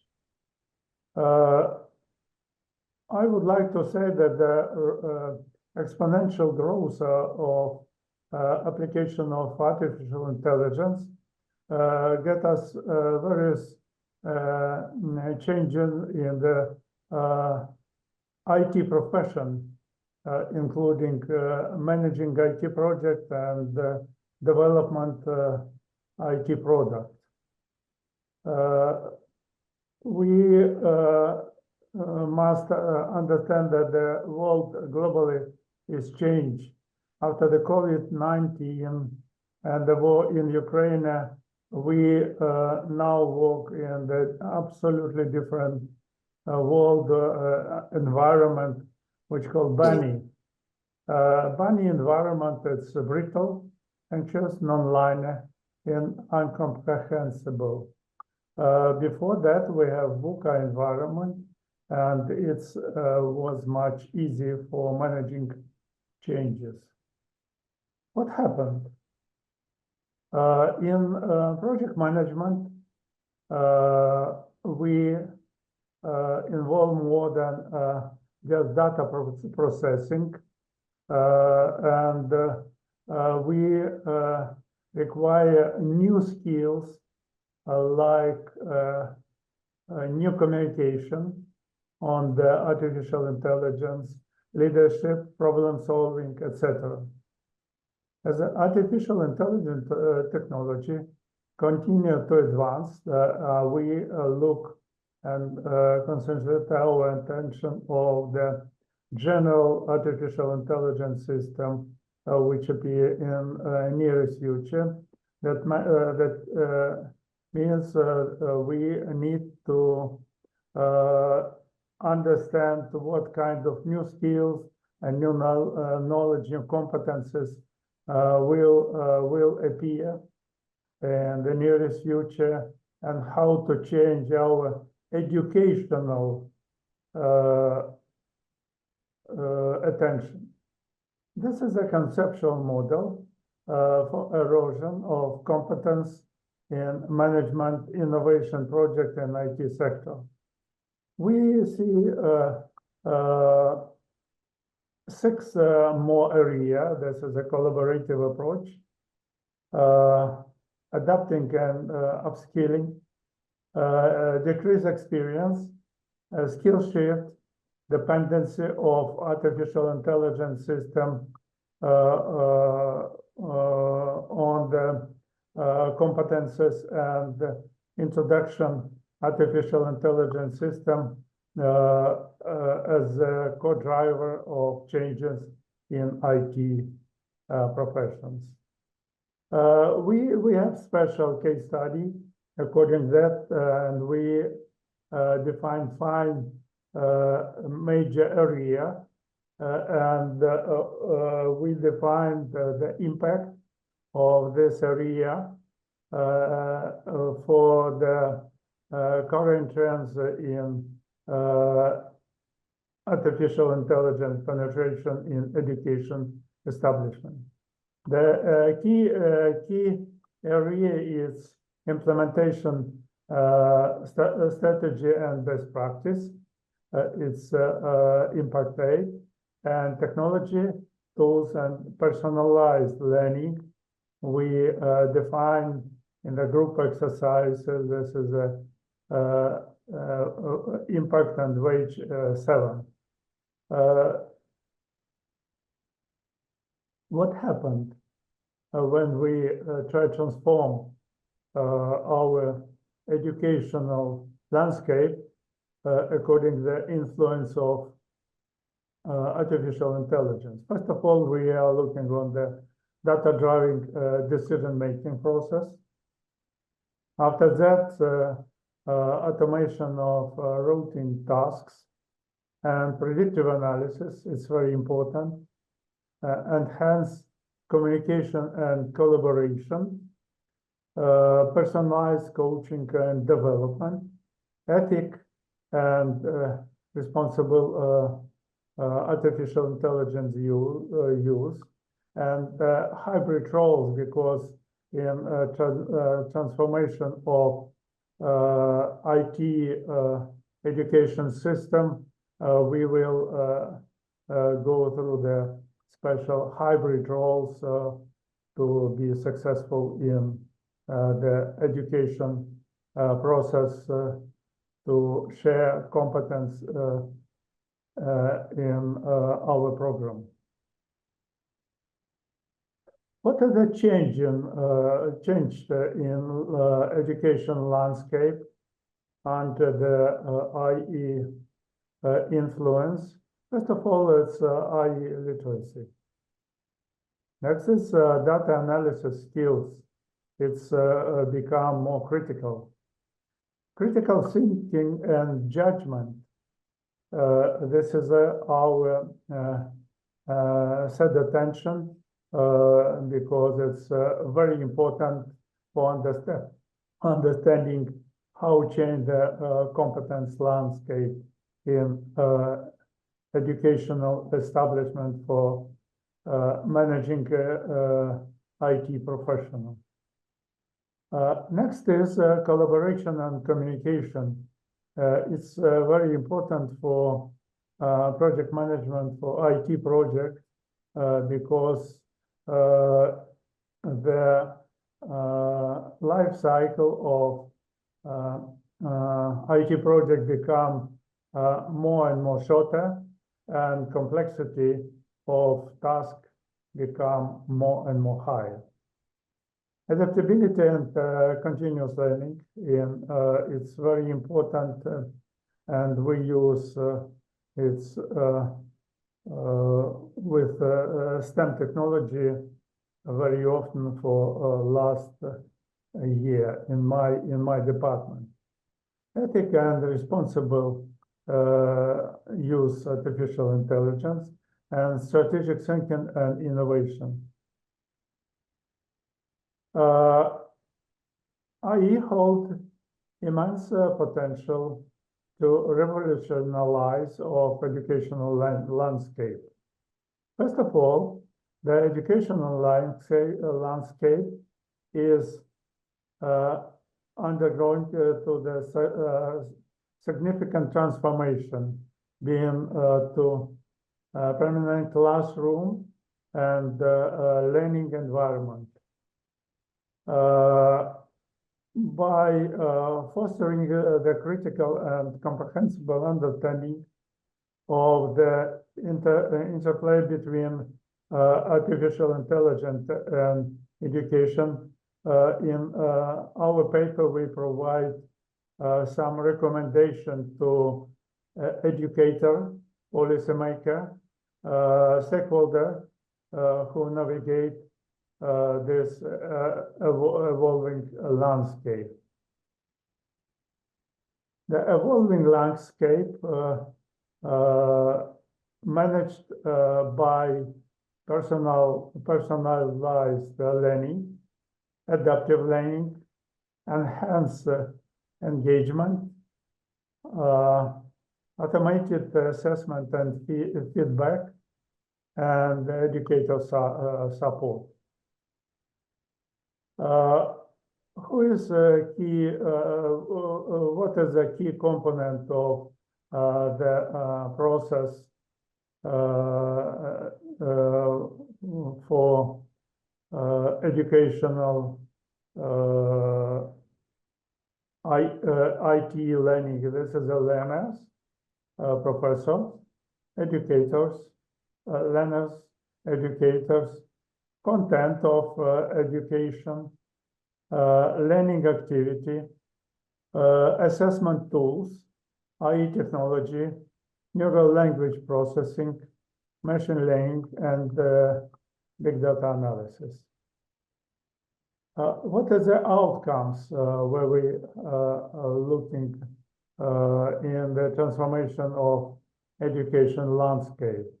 First of all, it's IE personalized learning, data-driven insight, and adapting functionality can potentially lead to improved knowledge, retention, skill development, overall learning outcomes, increase the learner engagement, effective assessment and feedback based on IE, evolving educator roles, because for last year when we start our application of IE technology and in education process in my department for the artificial intelligence master program, we look that the education role change very fast. Consideration, the ethical consideration, it's very important because there is some ethic problem which could be arise in the education process. Teacher training and support. In June, we are joining in Almaty and we'll prepare first a group of professors for implementing the HALO program in artificial intelligence and accessibility and identity. This is a framework for understanding how artificial intelligence can potentially transform the education process. Measuring and performance, we need to have specific standardized tests, alternative assessment tools, and long-term outcome should be taken in account. Engagement and motivation. For last year, when we apply artificial intelligence in our education process, we clarify that the engagement of the students and motivation of students become much higher than before. And we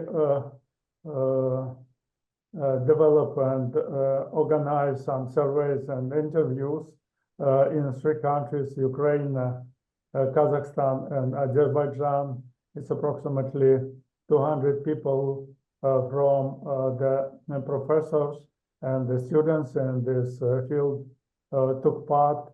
And we have a very interesting result, but it's the topic of next presentation. Observational method and learning analytics. We defined that we have a very high level of cost benefit in this case, and we have a big level of return of investment for application of IE in education process, understanding future of IT education. And ethical consideration is very important. I am a member of ethical committee of IPMA, International Project Management Association, and we very careful look on the ethical issues, and we manage data privacy and security, algorithmic bias, and this is a all important issue which we are looking in our research. And this is one of the case study which we run in our university, and we define 6 areas for core competences in application AI, and we measure competence in this field before the IE application and after AI application. And we look on this result because you see the students become dependency on IE system. It's very fast, but they forgot about skill shift and other parameters of competences in this own development. And this is my conclusion. And I would like to say that the exponential growth of artificial intelligence bring significant change in various professions, including the project management and IT technology. I enhance many aspects of project management side, such as scheduling, risk assessment, resource allocation, etc. While AI can streamline certain aspects of project management, human expertise and oversight remain essential. Thank you very much for your attention. This is all for my presentation. Please. Thank you very much, Mr. Bushuy, for your interesting presentation. Our next speaker, Çetin Yılmaz, Doctor, Professor, Gazi University, Ankara, Turkey.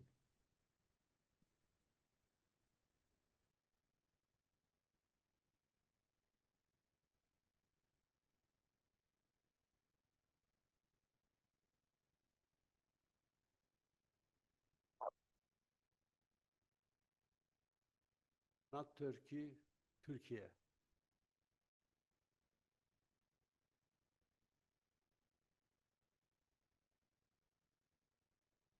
I'm very pleased to join you here at the International IT University, a university that is an innovative center of IT here in the heart of New Kazakhstan. This university, like the city of Astana itself, is a source of great pride for Kazakhstan and the gleaming symbol of progress for all of Central Asia. This nation, Kazakh nation, has thousands of years of glorious past, and it is destined for a hopeful future. Dear colleagues, ladies and gentlemen, hürmetli hanımlar ve mırzalar, kıymetli konaklar, hoş geldiniz, rahmet.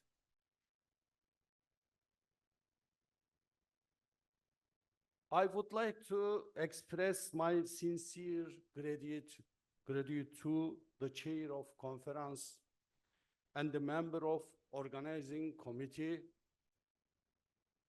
and all of conference participants. It is my hope that the conference would be able to achieve its objective in a progressive, providing an effective forum for academicians, researchers, and practitioners to advancing knowledge, research, and technology for artificial intelligence and project management.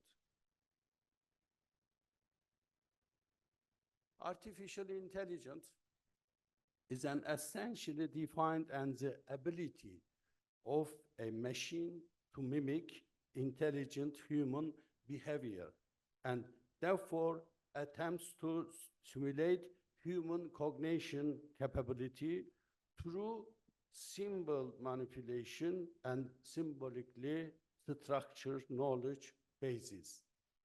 I'm not going to talk much about artificial intelligence. Actually, my presentation much more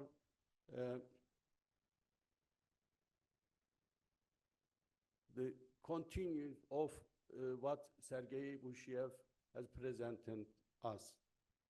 Some thoughts about artificial intelligence as follows. In 5 years, there will be an increased number of companies that will use artificial intelligence technologies in order to not fall behind the competition. I also think that new, more improved artificial intelligence technologies will be available in near future. Automation already exists. It is now moving the next frontier of machine learning and better predictive analytics. I believe that in the next few years, the rise of AI will cause great changes in our daily life. In 2025, all companies attracted roughly, in 2022, all companies attracted roughly 40 billion US dollars in disclosed investment. It is very huge number. This number has increased over the past decade, and it is likely to continue growing. AI can increase efficiency and productivity, improve accuracy and decision-making, enhance customer experience, create new job opportunities. Every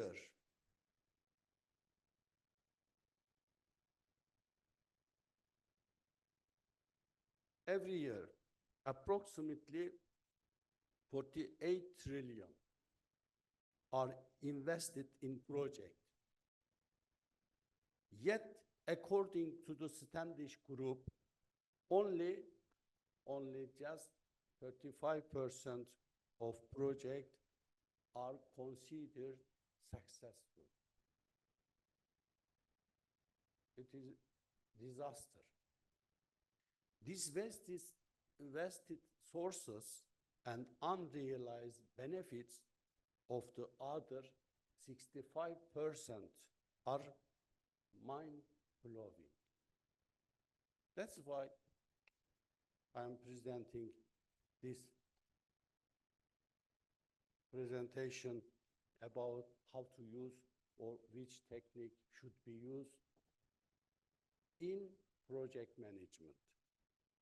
This section of the presentation outlines some AI techniques that are most applicable to the project management, such as artificial neural network, fuzzy logic, expert system, genetic algorithm, and deep learning, deep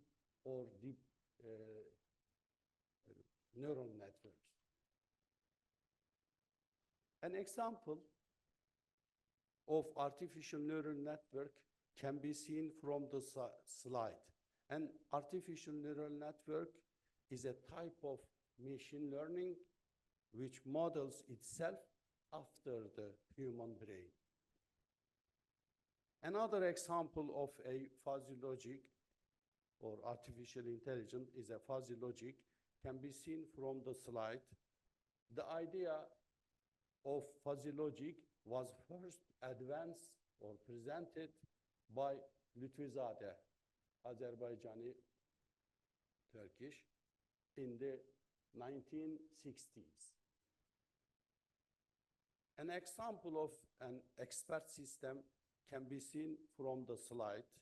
An expert system is a computer program that uses AI to simulate the judgment and behavior of a human or organization that has expertise and experiences in a particular field. Another example of artificial intelligence is genetic algorithm. Genetic algorithms are excellent for searching through large and complex data. An example of a deep neural network can be seen from the slide. Some or several presenters has talked about generative AI, so I'm not going to talk about it, but as you know, Claude is a chatbot that can generate text contents and carry on conversation with users similar to ChatGPT, Gemini, and Gemini. All of them are trained to have natural text-based conversation, and it excels in tasks like summarization, editing, question and answer, decision-making, code writing, and more.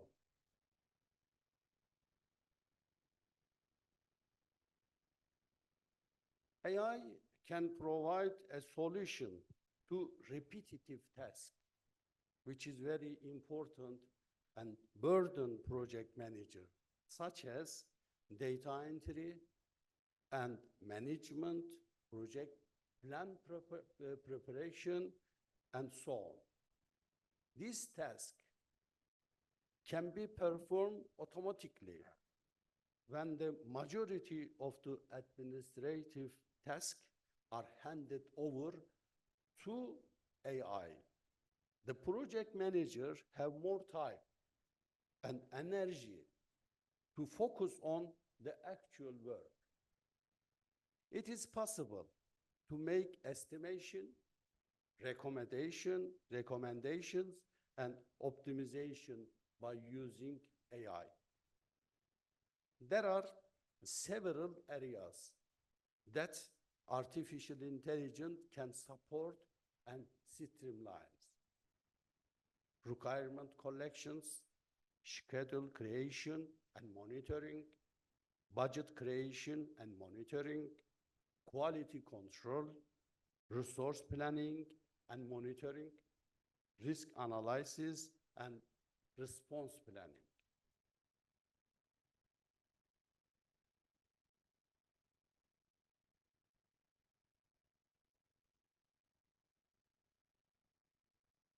I think what battery is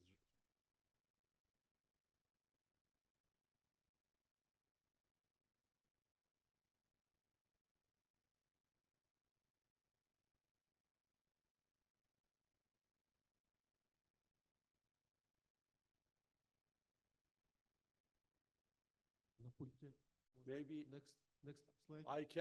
I can use my hand like that. See, it's worked. Okay, thank you very much.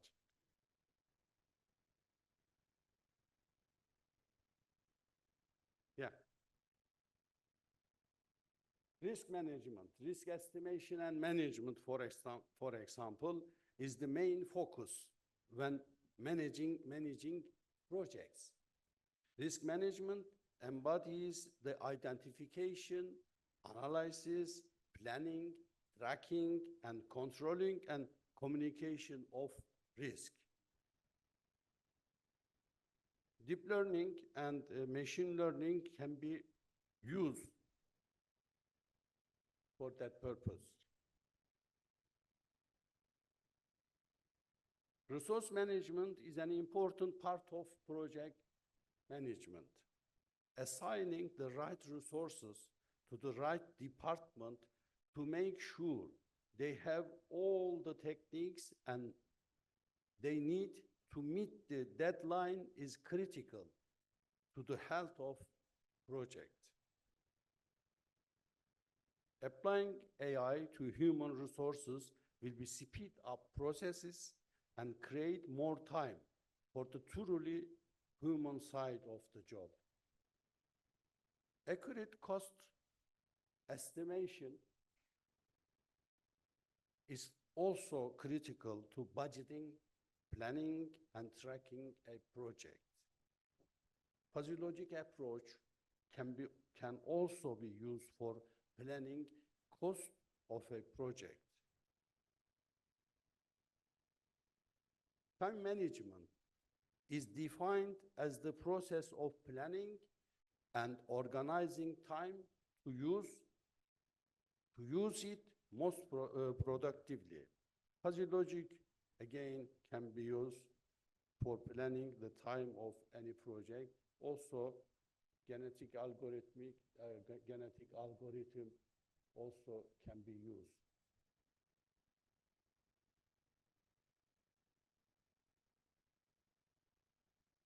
Artificial intelligence can optimize scheduling by recommending changes based on historical data, which is very important for managing projects.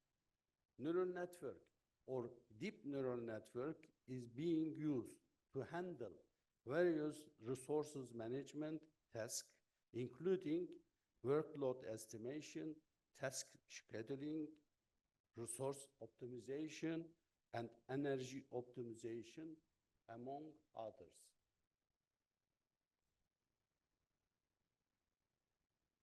Team collaboration and communication are essential components of successful project management, and AI can enhance these aspects by facilitating efficient team coordination and information sharing.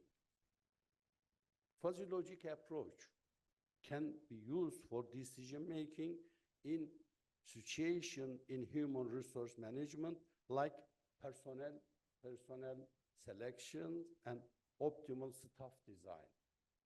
Machine learning or deep learning can access historical and current data on employee performance, job functions, and ability to assist human resource in making knowledgeable workforce planning decision.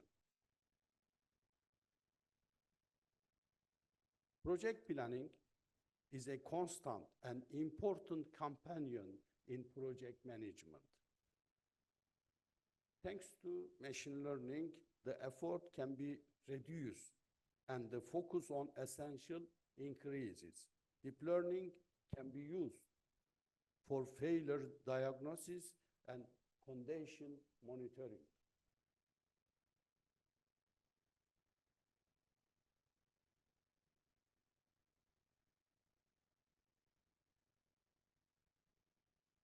Artificial intelligence impact on society is widely debated. Many argue that AI improves the quality of everyday life by doing routine and even complicated tasks better than humans can, making life simpler, safer, and more efficient. Others argue that AI poses dangerous privacy risks, worsen racism by standardizing people and cost workers their jobs, leading to greater unemployment.